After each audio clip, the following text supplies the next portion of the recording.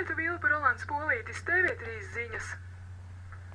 Visā pasaulē populārā Zeitgeist kustība arvien plašāku atbalstu gūst arī Latvijā. Tās mērķis ir izzināt, kādēļ sabruka pasaules finanšu sistēma un piedāvāt alternatīvu skatījumu arī uz apkārtējās vīdes piesārņošanas problēmām. Zeitgeist atbalstītāji Andrejsalā rīkoja publisku lekciju par to, kā saprātīgi izmantot pasaules resursus. Šodien visā pasaulē miljoniem cilvēku atzīmē tā saukto Z-dienu. Zeitgeist kustības pamatā ir idejas, kas apkopotas populārajā un skandalozajā Pītera Džozefa līdzīga nosaukuma dokumentālajā filmā.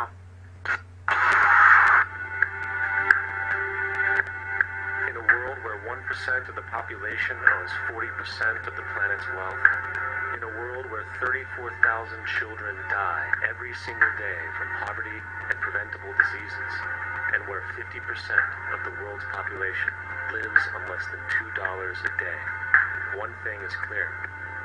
Something is very wrong. Zeitgeist kustībai kā tādai galvenais princips ir vērsts uz Venēras projektu, Venus Project, kas ir Žaka Fresko izveidota sistēma, kas ir tāds kā alternatīvs sistēma mūsdienu monetārajai sistēmai. Zeitgeist atbalstītāji pārliecināti, ka šī monetārā sistēma rada noslāņošanos un nabadzību, tāpēc kustības mērķis ir radīt izpratni par mūsdienu tehnoloģiskiem risinājumiem, kurus iespējams izmantot problēmu risināšanā, starp kurām ir bezdarbs un enerģētiskā atkarība no ārvalstīm.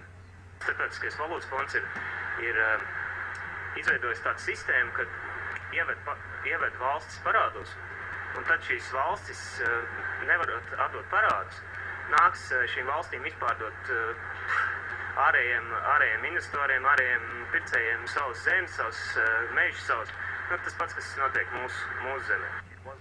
Lai runātu par šiem jautājumiem, aptuveni 100 Zeitgeist kustības pārstāvju šovakar pulcējās Andrejsalā, kur notiks šim jautājumam veltīta publiskā diskusija. Jānis Eglīts, Ingmārs Stankevičs, TV3 ziņas.